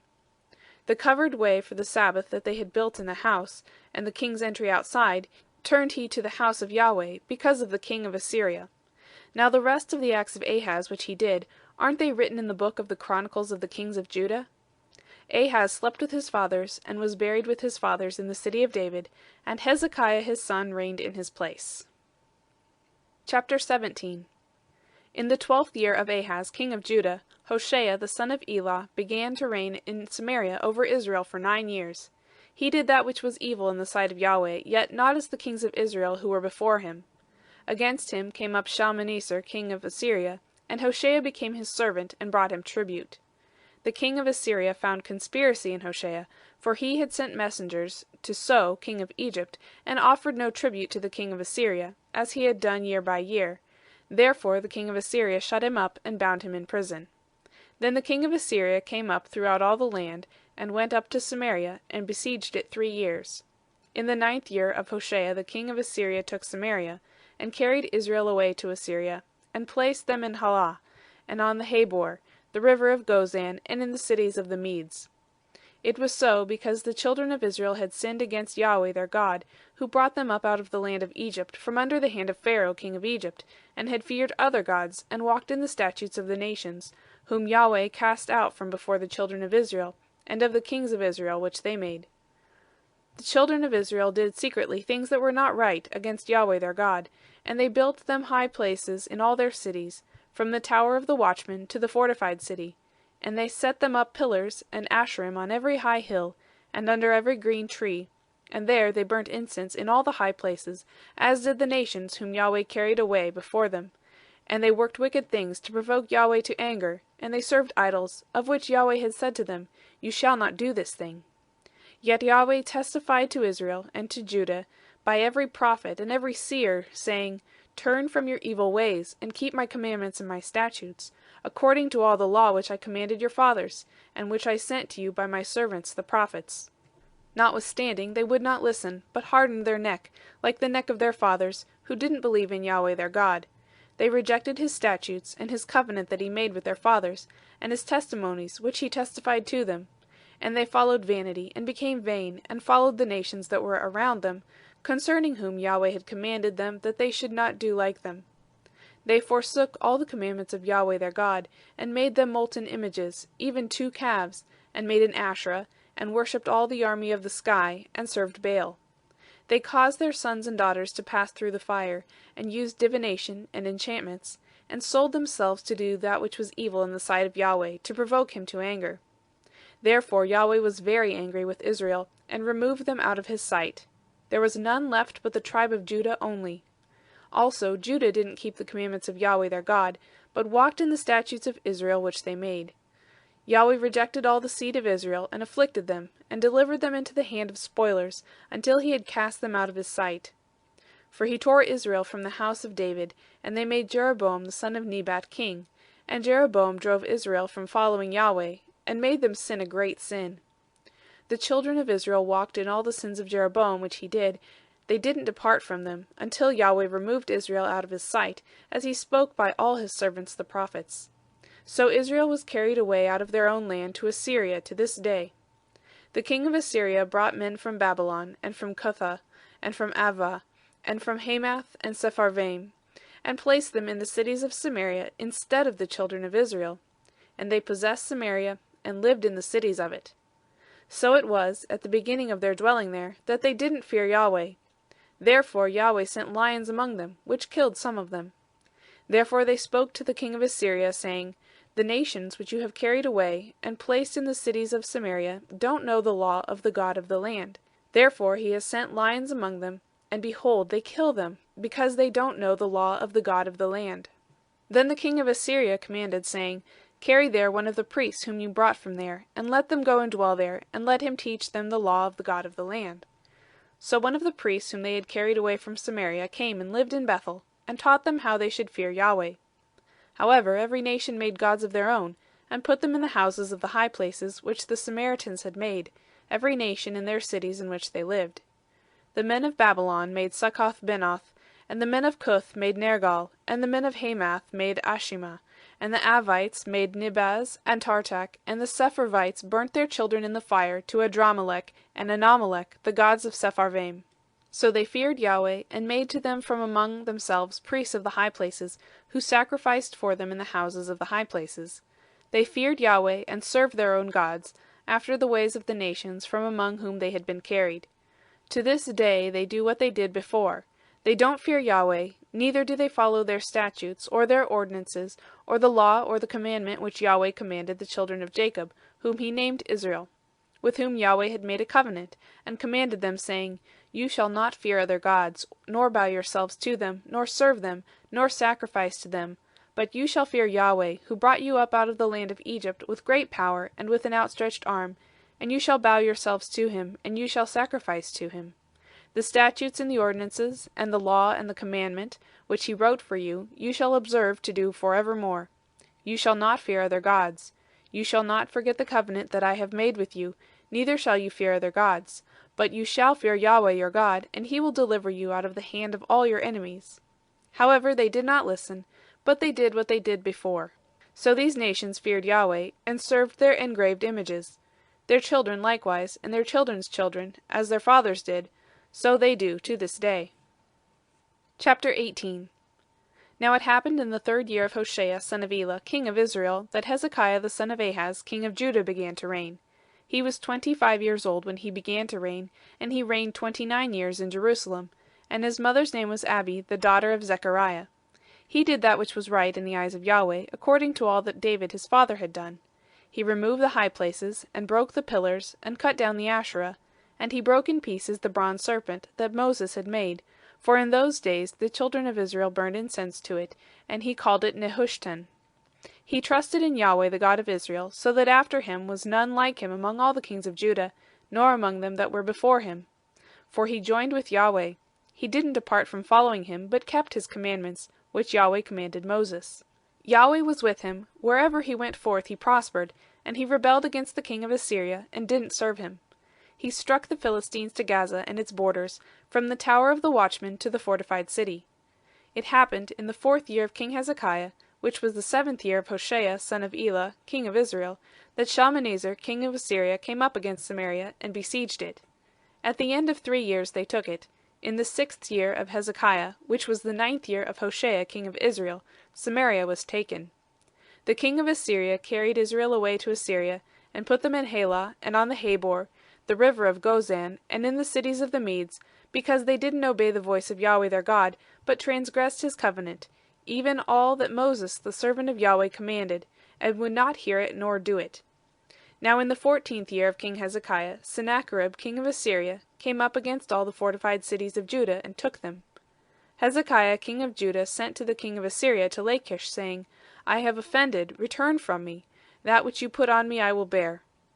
The king of Assyria appointed to Hezekiah king of Judah 300 talents of silver, and 30 talents of gold. Hezekiah gave him all the silver that was found in the house of Yahweh, and in the treasures of the king's house. At that time Hezekiah cut off the gold from the doors of the temple of Yahweh, and from the pillars which Hezekiah king of Judah had overlaid, and gave it to the king of Assyria.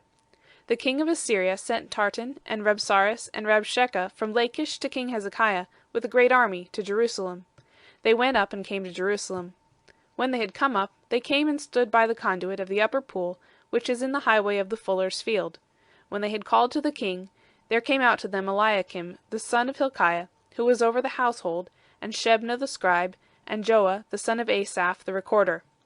Rabshakeh said to them, Say now to Hezekiah, Thus says the great king, the king of Assyria, What confidence is this in which you trust? You say, but they are but vain words, There is counsel and strength for war. Now on whom do you trust that you have rebelled against me? Now behold, you trust in the staff of this bruised reed, even in Egypt. If a man leans on it, it will go into his hand and pierce it. So is Pharaoh king of Egypt to all who trust on him. But if you tell me, We trust in Yahweh our God, isn't that he whose high places and whose altars Hezekiah has taken away, and has said to Judah and to Jerusalem, You shall worship before this altar in Jerusalem? Now therefore, please give pledges to my master the king of Assyria, and I will give you 2,000 horses, if you are able on your part to set riders on them. How then can you turn away the face of one captain of the least of my master's servants, and put your trust on Egypt for chariots and for horsemen? Have I now come up without Yahweh against this place to destroy it? Yahweh said to me, Go up against this land, and destroy it. Then Eliakim the son of Hilkiah, and Shebna, and Joah, said to Rabshakeh, Please speak to your servants in the Syrian language, for we understand it. Don't speak with us in the Jews' language, in the hearing of all the people who are on the wall. But Rabshakeh said to them, Has my master sent me to your master, and to you to speak these words? Hasn't he sent me to the men who sit on the wall, to eat their own dung, and to drink their own water with you? Then Rabshakeh stood, and cried with a loud voice in the Jews' language, and spoke, saying, Hear the word of the great king, the king of Assyria. Thus says the king, Don't let Hezekiah deceive you, for he will not be able to deliver you out of his hand. Neither let Hezekiah make you trust in Yahweh, saying, Yahweh will surely deliver us, and this city shall not be given into the hand of the king of Assyria. Don't listen to Hezekiah. For thus says the king of Assyria, Make your peace with me, and come out to me, and every one of you eat of his vine, and every one of his fig tree, and every one drink the waters of his own cistern, until I come and take you away to a land like your own, a land of grain and new wine, a land of bread and vineyards, a land of olive trees and of honey, that you may live and not die. Don't listen to Hezekiah when he persuades you, saying, Yahweh will deliver us. Has any of the gods of the nations ever delivered his land out of the hand of the king of Assyria? Where are the gods of Hamath and of Arpad? Where are the gods of Sepharvaim, of Hena, and Ivah? Have they delivered Samaria out of my hand? Who are they among all the gods of the countries, that have delivered their country out of my hand, that Yahweh should deliver Jerusalem out of my hand? But the people held their peace, and answered him not a word, for the king's commandment was, Don't answer him. Then Eliakim the son of Hilkiah, who was over the household, came with Shebna the scribe, and Joah the son of Asaph the recorder, to Hezekiah with their clothes torn, and told him the words of Rabshakeh. Chapter 19. It happened, when King Hezekiah heard it, that he tore his clothes, and covered himself with sackcloth, and went into the house of Yahweh. He sent Eliakim, who was over the household, and Shebna the scribe, and the elders of the priests, covered with sackcloth, to Isaiah the prophet, the son of Amoz. They said to him, Thus says Hezekiah, This day is a day of trouble, of rebuke, and of rejection, for the children have come to the point of birth, and there is no strength to deliver them. It may be Yahweh your God will hear all the words of Rabshakeh, whom the king of Assyria, his master, has sent to defy the living God, and will rebuke the words which Yahweh your God has heard. Therefore lift up your prayer for the remnant that is left." So the servants of King Hezekiah came to Isaiah. Isaiah said to them, "Thus you shall tell your master, Thus says Yahweh, don't be afraid of the words that you have heard, with which the servants of the king of Assyria have blasphemed me. Behold, I will put a spirit in him, and he will hear news, and will return to his own land. I will cause him to fall by the sword in his own land." So Rabshakeh returned, and found the king of Assyria warring against Libnah, for he had heard that he had departed from Lachish. When he heard it said of Tirhakah king of Ethiopia, "Behold, he has come out to fight against you," he sent messengers again to Hezekiah, saying, "Thus you shall speak to Hezekiah king of Judah, saying, Don't let your God in whom you trust deceive you, saying, Jerusalem will not be given into the hand of the king of Assyria. Behold, you have heard what the kings of Assyria have done to all lands, by destroying them utterly. Will you be delivered? Have the gods of the nations delivered them, which my fathers have destroyed, Gozan, and Haran, and Rezeph, and the children of Eden that were in Telassar? Where is the king of Hamath, and the king of Arpad, and the king of the city of Sepharvaim, of Hena, and Ivah?" Hezekiah received the letter from the hand of the messengers, and read it. Then Hezekiah went up to the house of Yahweh, and spread it before Yahweh. Hezekiah prayed before Yahweh, and said, "Yahweh, the God of Israel, who sits above the cherubim, you are the God, even you alone, of all the kingdoms of the earth. You have made heaven and earth. Incline your ear, Yahweh, and hear. Open your eyes, Yahweh, and see. Hear the words of Sennacherib, with which he has sent to defy the living God. Truly, Yahweh, the kings of Assyria have laid waste the nations and their lands, and have cast their gods into the fire. For they were no gods, but the work of men's hands, wood and stone. Therefore they have destroyed them. Now therefore, Yahweh our God, save us, I beg you, out of his hand, that all the kingdoms of the earth may know that you, Yahweh, are God alone." Then Isaiah the son of Amoz sent to Hezekiah, saying, "Thus says Yahweh the God of Israel, Whereas you have prayed to me against Sennacherib king of Assyria, I have heard you. This is the word that Yahweh has spoken concerning him. The virgin daughter of Zion has despised you and ridiculed you. The daughter of Jerusalem has shaken her head at you. Whom have you defied and blasphemed? Against whom have you exalted your voice, and lifted up your eyes on high? Against the Holy One of Israel. By your messengers you have defied the Lord, and have said, With the multitude of my chariots I have come up to the height of the mountains, to the innermost parts of Lebanon, and I will cut down its tall cedars, and its choice fir trees, and I will enter into his farthest lodging place, the forest of his fruitful field. I have dug and drunk strange waters, and with the sole of my feet will I dry up all the rivers of Egypt. Haven't you heard how I have done it long ago, and formed it of ancient times? Now I have brought it to pass, that it should be yours to lay waste fortified cities into ruinous heaps. Therefore their inhabitants were of small power. They were dismayed and confounded. They were like the grass of the field, and like the green herb, like the grass on the housetops, and like grain blasted before it is grown up. But I know you're sitting down, and you're going out, and you're coming in, and you're raging against me. Because of your raging against me, and because your arrogance has come up into my ears, therefore I will put my hook in your nose, and my bridle in your lips, and I will turn you back by the way which you came. This shall be the sign to you. You shall eat this year that which grows of itself, and in the second year that which springs of the same, and in the third year sow and reap and plant vineyards, and eat its fruit. The remnant that has escaped of the house of Judah shall again take root downward, and bear fruit upward. For out of Jerusalem a remnant will go out, and out of Mount Zion those who shall escape. The zeal of Yahweh will perform this. Therefore thus says Yahweh concerning the king of Assyria, He shall not come to this city, nor shoot an arrow there, neither shall he come before it with shield, nor cast up a mound against it. By the way that he came, by the same shall he return, and he shall not come to this city, says Yahweh. For I will defend this city to save it, for my own sake, and for my servant David's sake. It happened that night that the angel of Yahweh went out and struck 185,000 in the camp of the Assyrians. When men arose early in the morning, behold, these were all dead bodies. So Sennacherib king of Assyria departed, and went and returned and lived at Nineveh. It happened, as he was worshipping in the house of Nisroch his god, that Adramelech and Sharezer struck him with the sword, and they escaped into the land of Ararat. Esarhaddon his son reigned in his place. End of chapters 15 through 19 of 2 Kings. 2 Kings from the World English Bible. Chapters 20 to 25. Chapter 20. In those days Hezekiah was sick to death. Isaiah the prophet, the son of Amoz, came to him and said to him, Thus says Yahweh, Set your house in order, for you shall die and not live. Then he turned his face to the wall and prayed to Yahweh, saying, Remember now, Yahweh, I beg you, how I have walked before you in truth and with a perfect heart, and have done that which is good in your sight.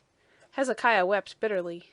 It happened, before Isaiah had gone out into the middle part of the city, that the word of Yahweh came to him, saying, Turn back, and tell Hezekiah the prince of my people, Thus says Yahweh, the God of David your father, I have heard your prayer, I have seen your tears. Behold, I will heal you. On the 3rd day you shall go up to the house of Yahweh. I will add to your days 15 years. I will deliver you and this city out of the hand of the king of Assyria. I will defend this city for my own sake, and for my servant David's sake. Isaiah said, Take a cake of figs. They took and laid it on the boil, and he recovered. Hezekiah said to Isaiah, What shall be the sign that Yahweh will heal me, that I shall go up to the house of Yahweh the 3rd day? Isaiah said, This shall be the sign to you from Yahweh, that Yahweh will do the thing that he has spoken. Shall the shadow go forward 10 steps, or go back 10 steps? Hezekiah answered, It is a light thing for the shadow to go forward 10 steps. Nay, but let the shadow return backward 10 steps. Isaiah the prophet cried to Yahweh, and he brought the shadow 10 steps backward, by which it had gone down on the dial of Ahaz. At that time Berodach-baladan, the son of Baladan, king of Babylon, sent letters and a present to Hezekiah, for he had heard that Hezekiah had been sick. Hezekiah listened to them, and showed them all the house of his precious things, the silver and the gold and the spices and the precious oil, and the house of his armor, and all that was found in his treasures. There was nothing in his house, nor in all his dominion, that Hezekiah didn't show them. Then Isaiah the prophet came to King Hezekiah, and said to him, What did these men say? From where did they come to you? Hezekiah said, They have come from a far country, even from Babylon. He said, What have they seen in your house? Hezekiah answered, They have seen all that is in my house. There is nothing among my treasures that I have not shown them. Isaiah said to Hezekiah, Hear the word of Yahweh. Behold, the days come, that all that is in your house, and that which your fathers have laid up in store to this day, shall be carried to Babylon. Nothing shall be left, says Yahweh. Of your sons who shall issue from you, whom you shall father, shall they take away, and they shall be eunuchs in the palace of the king of Babylon. Then Hezekiah said to Isaiah, The word of Yahweh which you have spoken is good. He said moreover, Isn't it so, if peace and truth shall be in my days? Now the rest of the acts of Hezekiah, and all his might, and how he made the pool, and the conduit, and brought water into the city, aren't they written in the book of the Chronicles of the kings of Judah? Hezekiah slept with his fathers, and Manasseh his son reigned in his place. Chapter 21. Manasseh was 12 years old when he began to reign, and he reigned 55 years in Jerusalem, and his mother's name was Hephzibah. He did that which was evil in the sight of Yahweh, after the abominations of the nations whom Yahweh cast out before the children of Israel. For he built again the high places which Hezekiah his father had destroyed, and he reared up altars for Baal, and made an Asherah, as did Ahab king of Israel, and worshipped all the army of the sky, and served them. He built altars in the house of Yahweh, of which Yahweh said, I will put my name in Jerusalem. He built altars for all the army of the sky in the 2 courts of the house of Yahweh. He made his son to pass through the fire, and practiced sorcery, and used enchantments, and dealt with those who had familiar spirits, and with wizards. He worked much evil in the sight of Yahweh to provoke him to anger.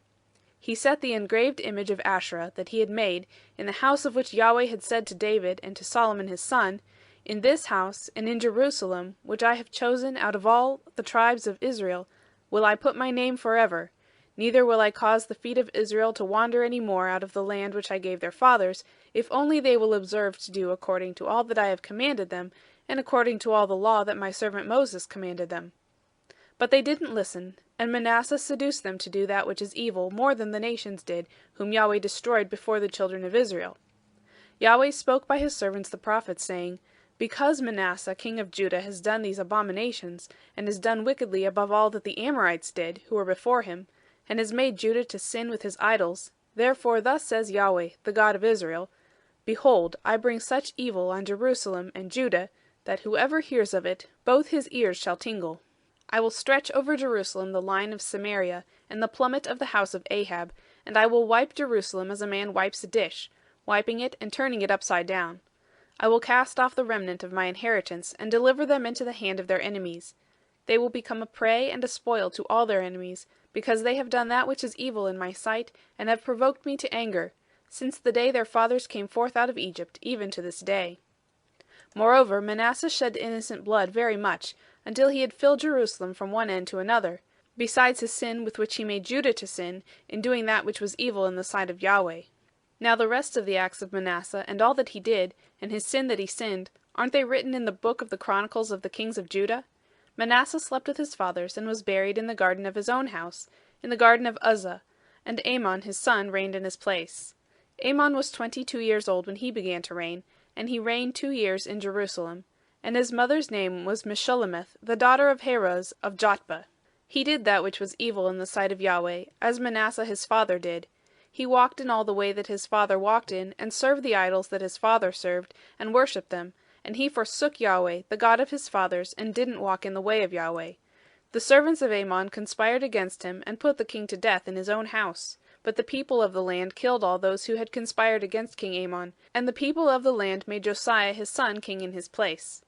Now the rest of the acts of Amon which he did, aren't they written in the book of the Chronicles of the kings of Judah?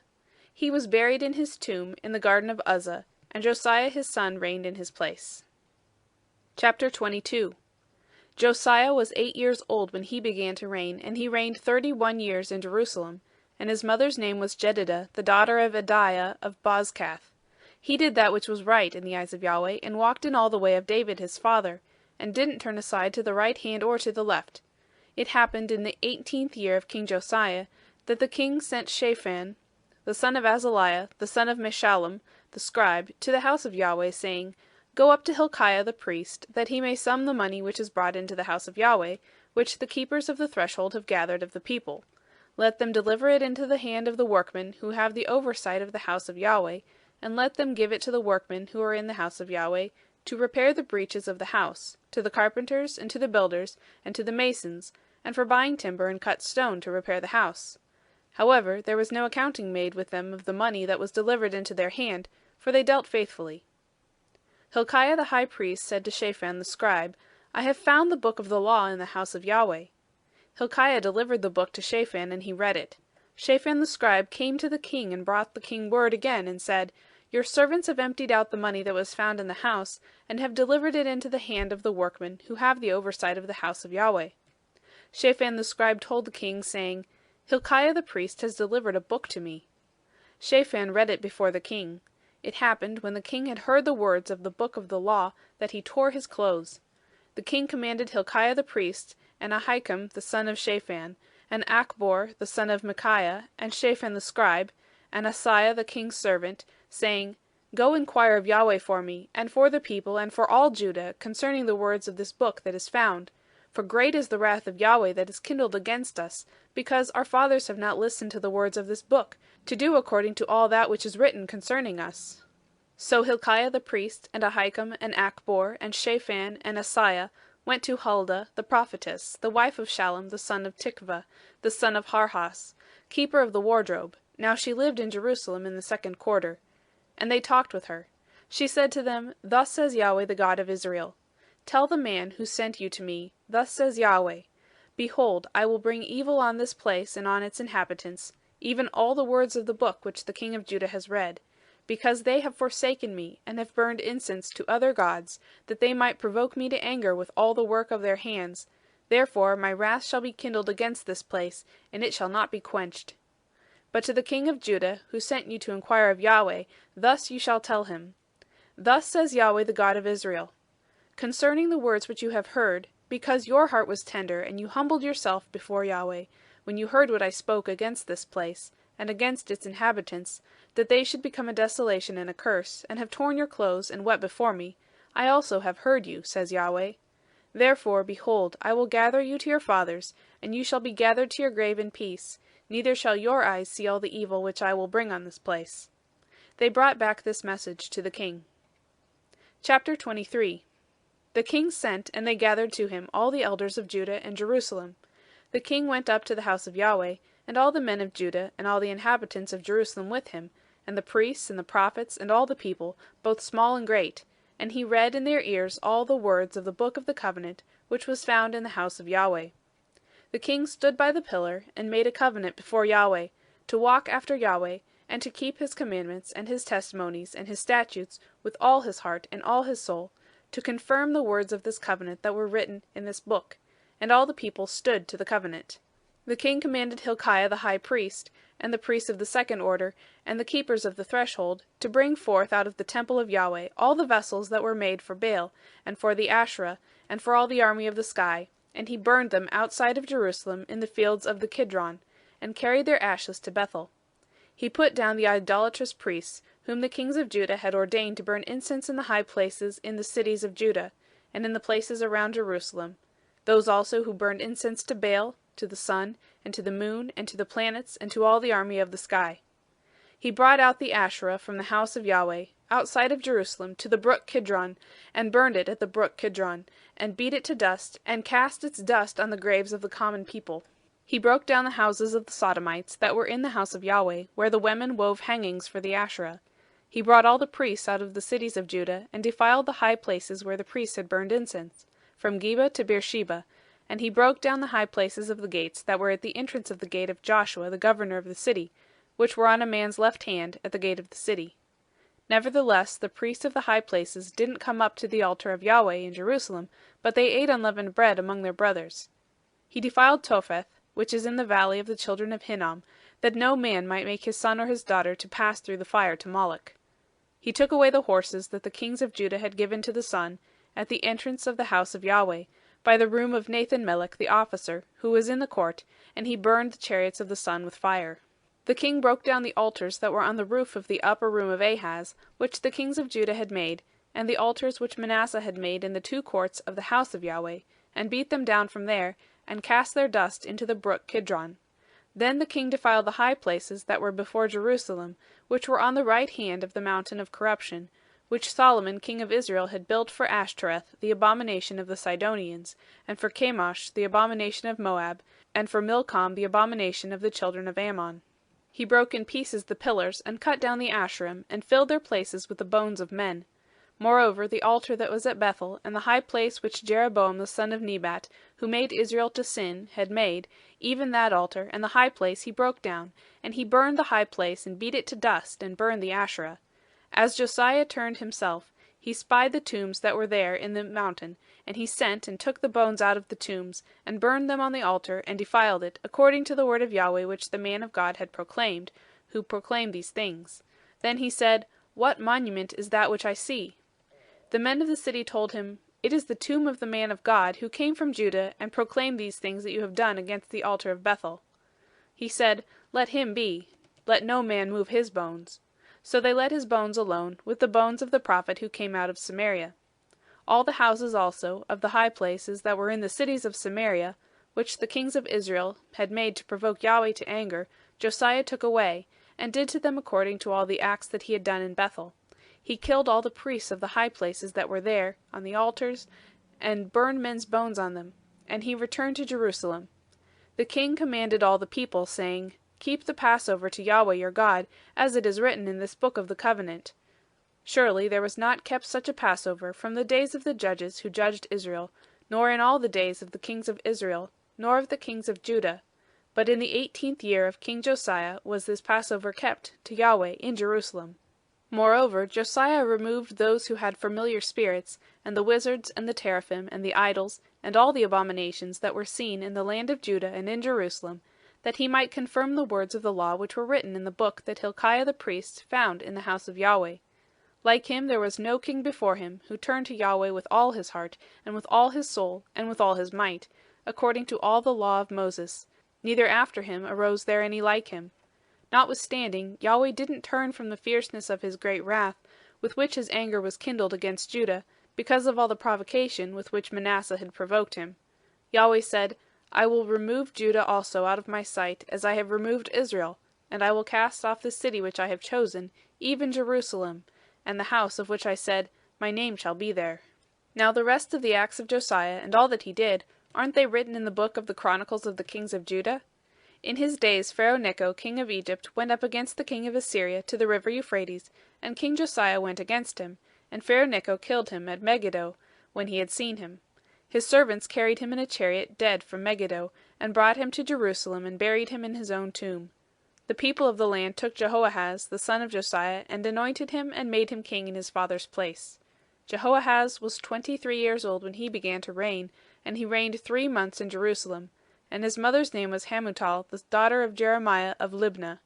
He did that which was evil in the sight of Yahweh, according to all that his father had done. Pharaoh Necho put him in bonds at Riblah in the land of Hamath, that he might not reign in Jerusalem, and put the land to a tribute of 100 talents of silver and a talent of gold. Pharaoh Necho made Eliakim the son of Josiah king in the place of Josiah his father, and changed his name to Jehoiakim. But he took Jehoahaz away, and he came to Egypt and died there. Jehoiakim gave the silver and the gold to Pharaoh, but he taxed the land to give the money according to the commandment of Pharaoh. He exacted the silver and the gold of the people of the land, of everyone according to his taxation, to give it to Pharaoh Necho. Jehoiakim was 25 years old when he began to reign, and he reigned 11 years in Jerusalem, and his mother's name was Zebidah, the daughter of Pedaiah of Rumah. He did that which was evil in the sight of Yahweh, according to all that his fathers had done. Chapter 24. In his days Nebuchadnezzar king of Babylon came up, and Jehoiakim became his servant 3 years. Then he turned and rebelled against him. Yahweh sent against him bands of the Chaldeans, and bands of the Syrians, and bands of the Moabites, and bands of the children of Ammon, and sent them against Judah to destroy it, according to the word of Yahweh, which he spoke by his servants the prophets. Surely at the commandment of Yahweh came this on Judah, to remove them out of his sight for the sins of Manasseh, according to all that he did, and also for the innocent blood that he shed, for he filled Jerusalem with innocent blood, and Yahweh would not pardon. Now the rest of the acts of Jehoiakim and all that he did, aren't they written in the book of the Chronicles of the kings of Judah? So Jehoiakim slept with his fathers, and Jehoiachin his son reigned in his place. The king of Egypt didn't come again out of his land any more, for the king of Babylon had taken, from the brook of Egypt to the river Euphrates, all that pertained to the king of Egypt. Jehoiachin was 18 years old when he began to reign, and he reigned in Jerusalem 3 months, and his mother's name was Nehushta, the daughter of Elnathan of Jerusalem. He did that which was evil in the sight of Yahweh, according to all that his father had done. At that time the servants of Nebuchadnezzar king of Babylon came up to Jerusalem, and the city was besieged. Nebuchadnezzar king of Babylon came to the city, while his servants were besieging it, and Jehoiachin the king of Judah went out to the king of Babylon, he and his mother and his servants, and his princes and his officers, and the king of Babylon took him in the 8th year of his reign. He carried out there all the treasures of the house of Yahweh, and the treasures of the king's house, and cut in pieces all the vessels of gold, which Solomon king of Israel had made in the temple of Yahweh, as Yahweh had said. He carried away all Jerusalem, and all the princes, and all the mighty men of valor, even 10,000 captives, and all the craftsmen and smiths. None remained except the poorest sort of the people of the land. He carried away Jehoiachin to Babylon, and the king's mother and the king's wives and his officers and the chief men of the land carried he into captivity from Jerusalem to Babylon. All the men of might, even 7,000, and the craftsmen and the smiths 1,000, all of them strong and apt for war, even them the king of Babylon brought captive to Babylon. The king of Babylon made Mattaniah, Jehoiachin's father's brother, king in his place, and changed his name to Zedekiah. Zedekiah was 21 years old when he began to reign, and he reigned 11 years in Jerusalem, and his mother's name was Hamutal, the daughter of Jeremiah of Libnah. He did that which was evil in the sight of Yahweh, according to all that Jehoiakim had done. For through the anger of Yahweh it happened in Jerusalem and Judah, until he had cast them out from his presence. Zedekiah rebelled against the king of Babylon. Chapter 25. It happened in the 9th year of his reign, in the 10th month, in the 10th day of the month, that Nebuchadnezzar king of Babylon came, he and all his army, against Jerusalem, and encamped against it, and they built forts against it around it. So the city was besieged to the 11th month of King Zedekiah. On the 9th day of the 4th month the famine was severe in the city, so that there was no bread for the people of the land. Then a breach was made in the city, and all the men of war fled by night by the way of the gate between the 2 walls, which was by the king's garden. Now the Chaldeans were against the city around it, And the king went by the way of the Arabah. But the army of the Chaldeans pursued after the king, and overtook him in the plains of Jericho, and all his army was scattered from him. Then they took the king, and carried him up to the king of Babylon to Riblah, and they gave judgment on him.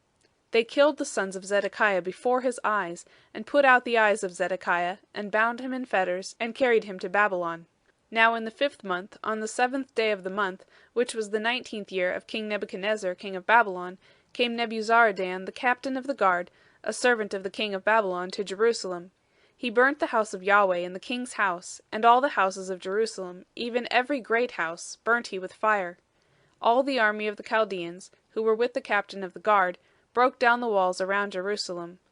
Nebuzaradan the captain of the guard carried away captive the residue of the people who were left in the city, and those who fell away, who fell to the king of Babylon, and the residue of the multitude.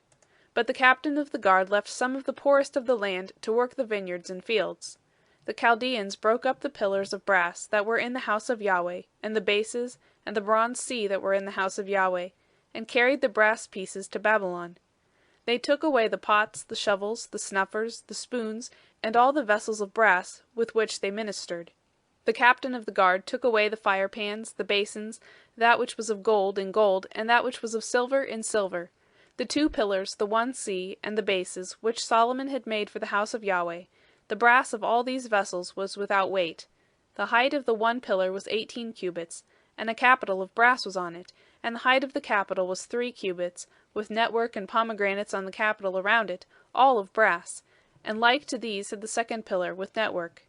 The captain of the guard took Seraiah the chief priest, and Zephaniah the 2nd priest, and the 3 keepers of the threshold, and out of the city he took an officer who was set over the men of war, and 5 men of those who saw the king's face, who were found in the city, and the scribe, the captain of the army, who mustered the people of the land, and 60 men of the people of the land who were found in the city. Nebuzaradan the captain of the guard took them, and brought them to the king of Babylon to Riblah. The king of Babylon struck them, and put them to death at Riblah in the land of Hamath. So Judah was carried away captive out of his land. As for the people who were left in the land of Judah, whom Nebuchadnezzar king of Babylon had left, even over them he made Gedaliah the son of Ahikam the son of Shaphan governor. Now when all the captains of the forces, they and their men, heard that the king of Babylon had made Gedaliah governor, they came to Gedaliah to Mizpah, even Ishmael the son of Nethaniah, and Johanan the son of Kareah, and Seraiah the son of Tehumeth the Netophathite, and Jazaniah the son of the Maacathite, they and their men. Gedaliah swore to them and to their men, and said, Don't be afraid because of the servants of the Chaldeans. Dwell in the land and serve the king of Babylon, and it shall be well with you. But it happened in the 7th month that Ishmael the son of Nethaniah, the son of Elishama, of the royal seed, came, and 10 men with him, and struck Gedaliah so that he died, and the Jews and the Chaldeans that were with him at Mizpah. All the people, both small and great, and the captains of the forces, arose and came to Egypt, for they were afraid of the Chaldeans. It happened in the 37th year of the captivity of Jehoiachin, king of Judah, in the 12th month, on the 27th day of the month, that Evil-Merodach, king of Babylon, in the year that he began to reign, lifted up the head of Jehoiachin, king of Judah, out of prison. And he spoke kindly to him, and set his throne above the throne of the kings who were with him in Babylon, and changed his prison garments. Jehoiachin ate bread before him continually all the days of his life, and for his allowance there was a continual allowance given him of the king, every day a portion, all the days of his life. End of chapters 20 to 25, and end of the book of 2 Kings.